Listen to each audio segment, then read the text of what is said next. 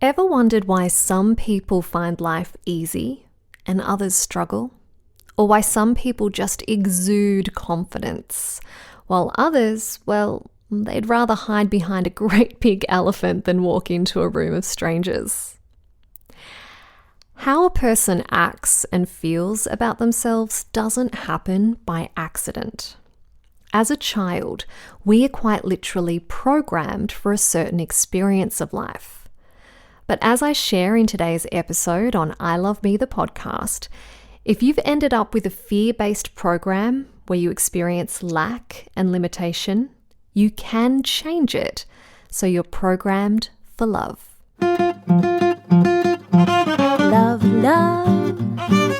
love, love, love, love, I love me. Simple, inspiring lessons in self-love. Hi, I'm Tamra. Last week we discussed the importance of self-love and how becoming our own best friend is a powerful way of cultivating self-love.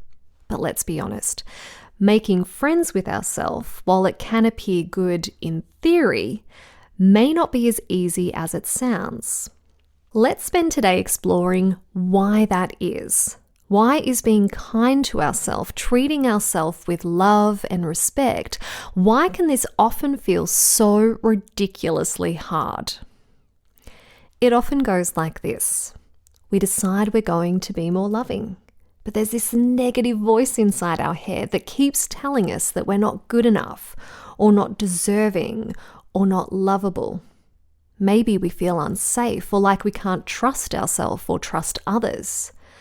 Perhaps this inner conversation goes on and on about how stupid we are, how lazy we are, or how frustratingly hard life is. Or maybe we just feel stuck, unable to move past the current obstacle or challenge, telling ourselves that nothing will ever change. Where does this unkind chatter come from? And why is it so difficult to turn off? Let's start right at the beginning, from the moment you were conceived. This tiny little pea inside your mother's belly, not yet formed into a baby, but very receptive, sponge-like we might say. So sponge-like that you start to absorb the thoughts and feelings that your mother is experiencing as she carries you inside her. If she feels lack or separation or fear, you feel those things. Just like when she feels love and joy and wholeness, you also feel those things. You feel and take on whatever is going on for your mother. And this starts to form your programming that dictates how you think, how you act, and how you behave. What I'm saying is that even inside our mother's womb, we were absorbing information, taking on beliefs and ways of thinking and doing life directly from our mother and how she was interacting in the world as we incubated away, growing into a fetus and getting ready to come out into the world. Who and what our mother surrounded herself with, how she reacted to situations, the thoughts she thought, these all started to form the program that will essentially become our operating system. Science now shows that our childhood conditioning, our programming, begins in the womb and continues once we're born.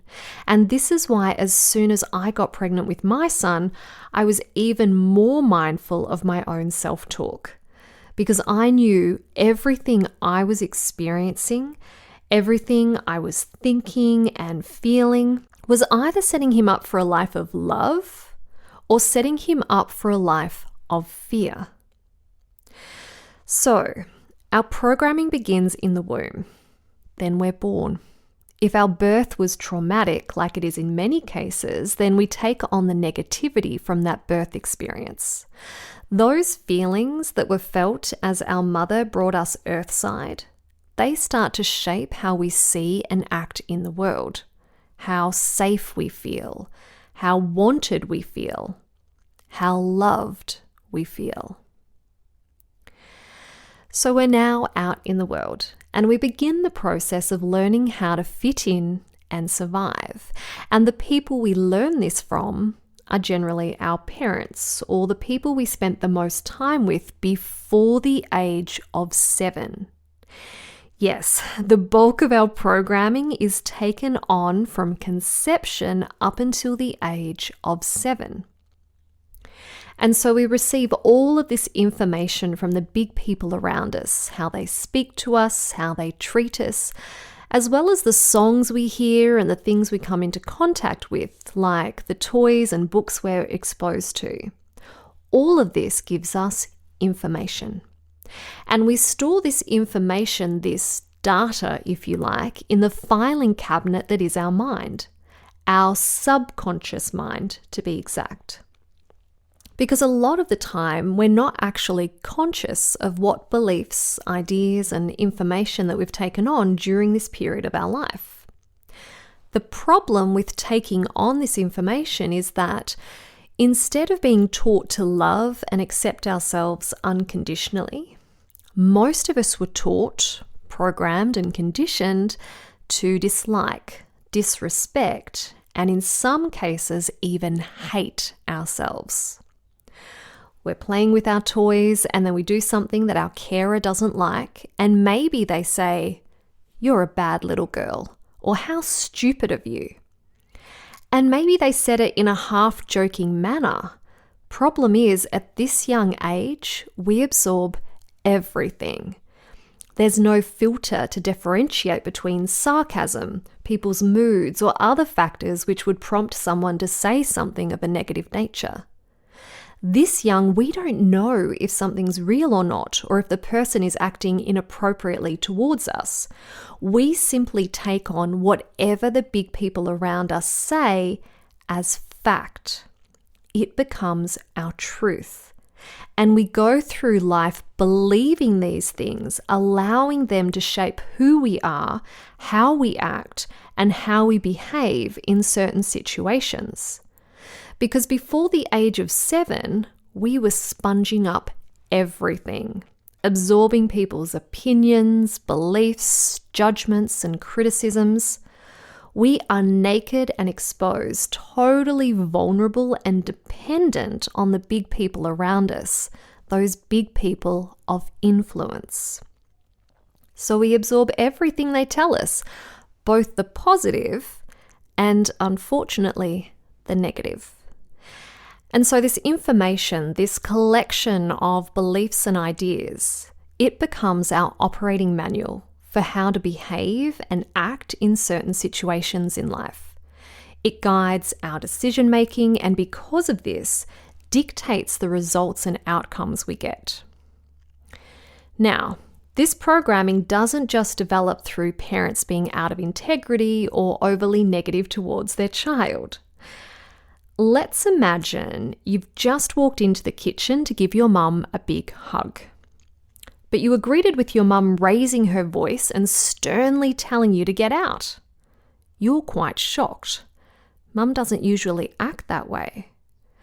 So you take this as her not wanting you, not realizing that moments before you walked in, your mother accidentally dropped a glass and she was only raising her voice at you because she didn't want you to cut your foot on the shattered glass that is now sprawled across the floor. As an adult, we can rationalize our mother's strong tone and protective words. But as a child, all we take on is, "Mum doesn't want me." Maybe Mum doesn't love me. Maybe I'm not lovable. And this becomes one of our beliefs. I'm not lovable. So let's look at what limiting beliefs actually are. Ultimately, a limiting belief is something you believe that holds you back from moving forward, from reaching your potential. It's a belief that limits you. It stops you achieving your goals in any given area of your life. It keeps you living a small, limited life.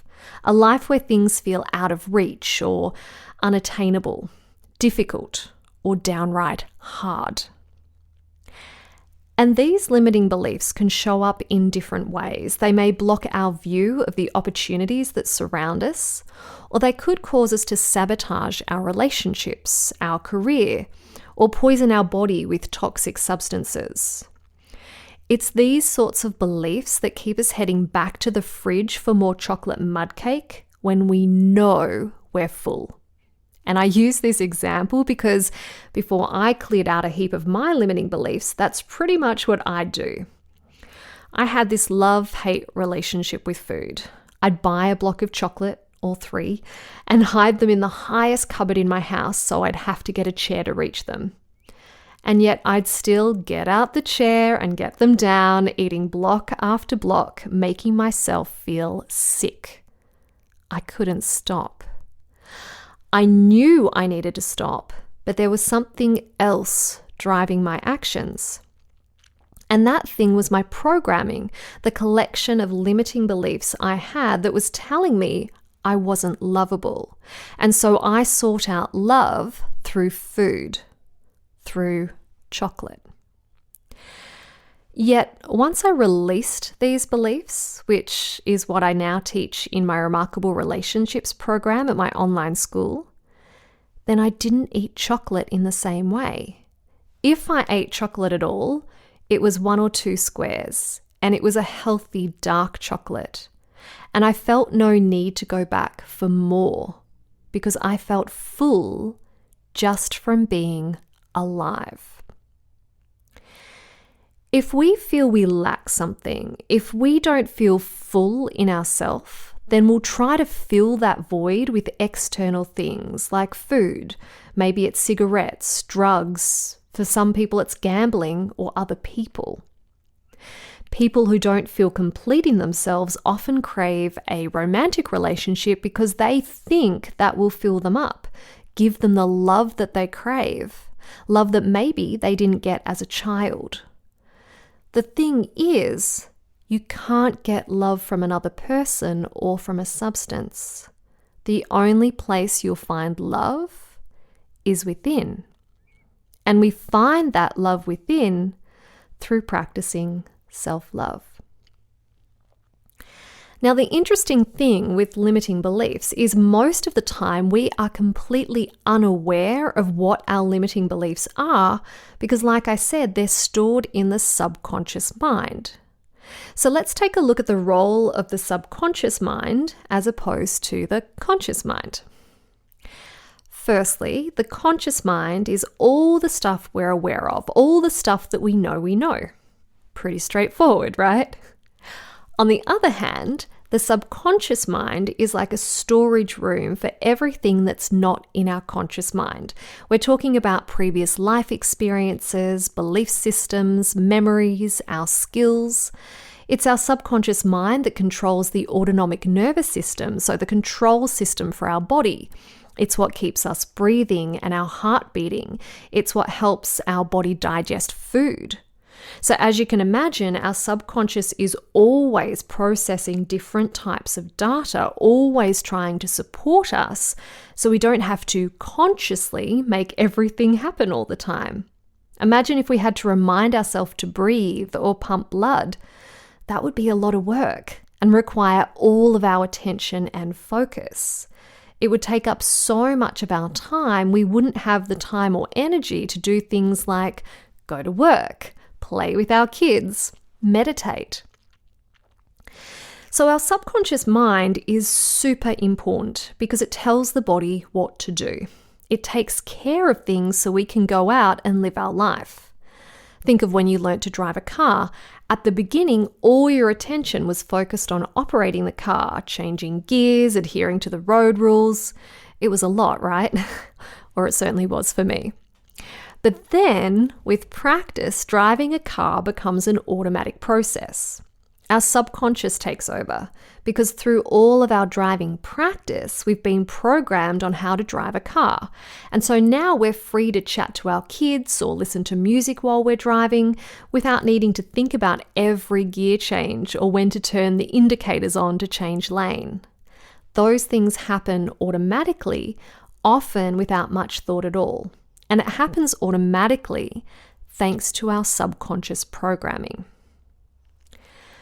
The problem comes when our subconscious mind is programmed with something that isn't serving us, with a limiting belief or 5 that are guiding us in the wrong direction in life.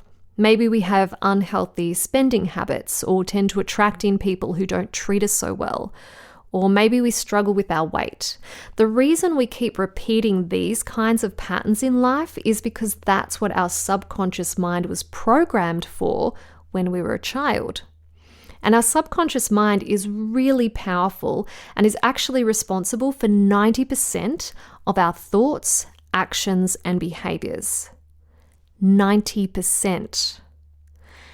That's why it can feel so hard to break a pattern or change a habit or attract in a different outcome in life. We are literally programmed to experience life in a set way. So the reality that we experience day in, day out is a direct result of this programming. This collection of limiting beliefs are working together at an unconscious level, dictating the decisions we make, guiding how we behave and respond to situations, and supporting us in doing things the way we've always done them so we can get the results we feel comfortable getting. But what if we don't like the results and outcomes we're getting? What if our life isn't going the way we'd like it to? Then we need to change the programming. Because no amount of dieting and exercise will help you get the weight off and actually keep it off. Not if you're programmed to dislike your body. You'll always go back into old behaviors that will stack the weight back on. No amount of saving and working 5 jobs in order to get ahead financially will help you get rich. Not if you're programmed with limiting beliefs that tell you it's unsafe to have a lot of money.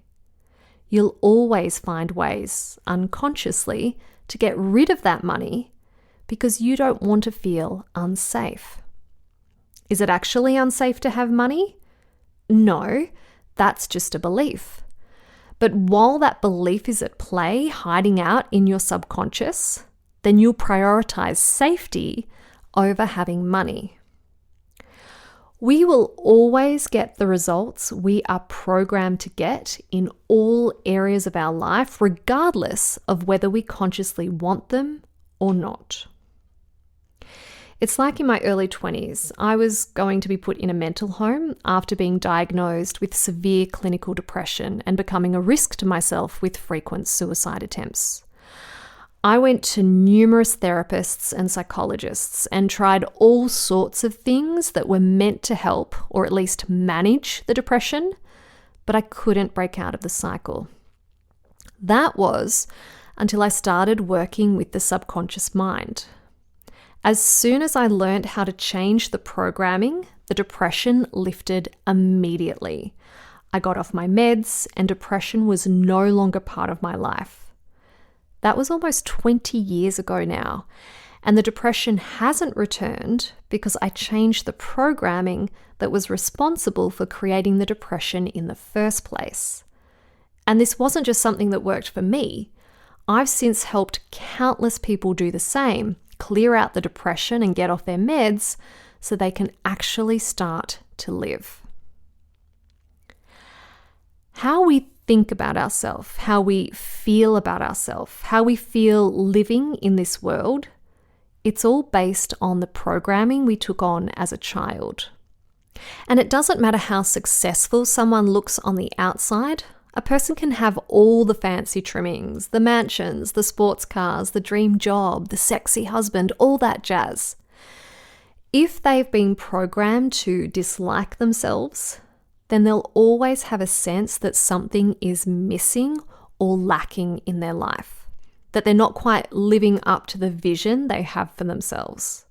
So they'll keep striving, they'll keep searching out there, all the while giving themselves a hard time for not being good enough. Most people these days are really hard on themselves. If we spoke to other people the way we often speak to ourselves, in many cases, this would be called emotional abuse. We don't get the result or the outcome that we want, so we give ourselves a hard time. And we justify that behavior by thinking that we need to be punished. And while yes, we do need to hold ourselves accountable for our actions, people don't thrive when they're constantly being put down.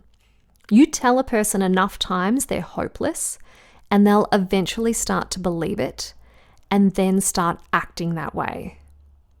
However, if you offer a person who maybe isn't doing so well, who's perhaps indulging in undesirable behaviors or isn't performing their job well enough, if you offer this person love and kindness by way of positive feedback and encouragement, their sense of self will start to transform.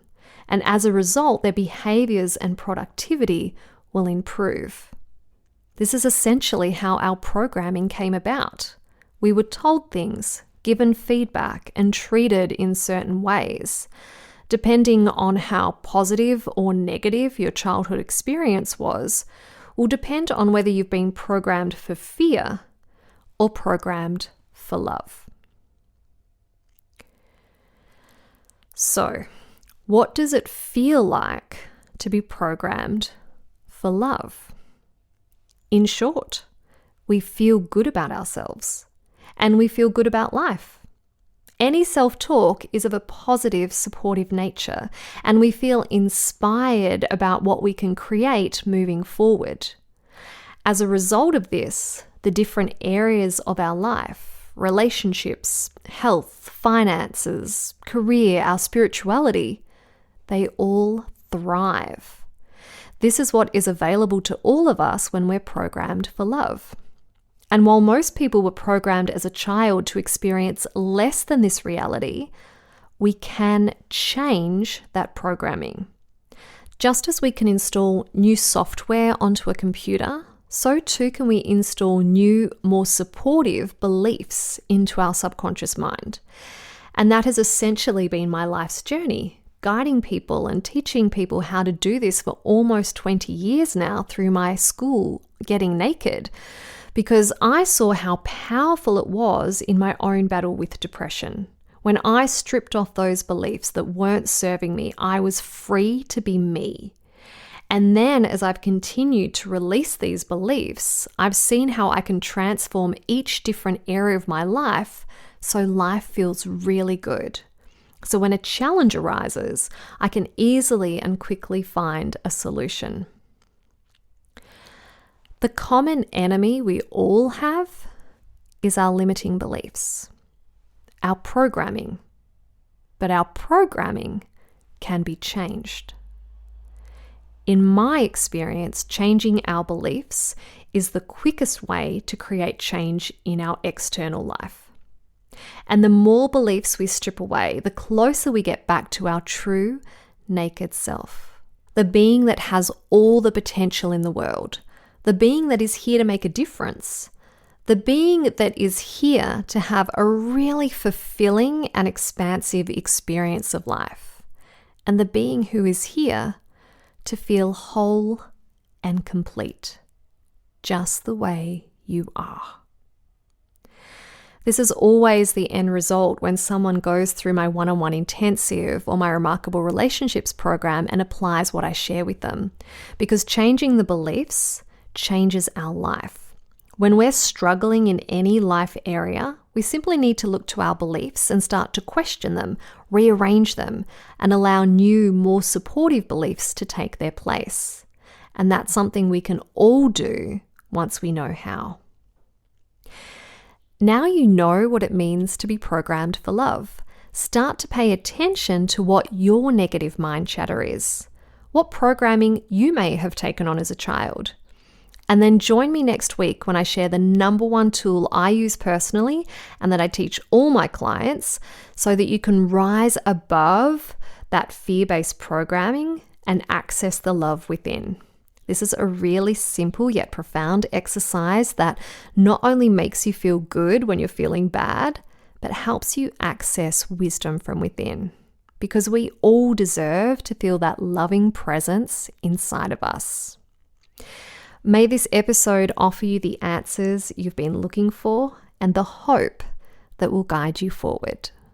Thanks for listening. And if you're loving what I'm sharing on I Love Me, the podcast, and want to dive deeper into self-love, take a peek at my online school, gettingnaked.com.au, where I teach you how to strip off the layers of childhood conditioning so you can fall in love with you.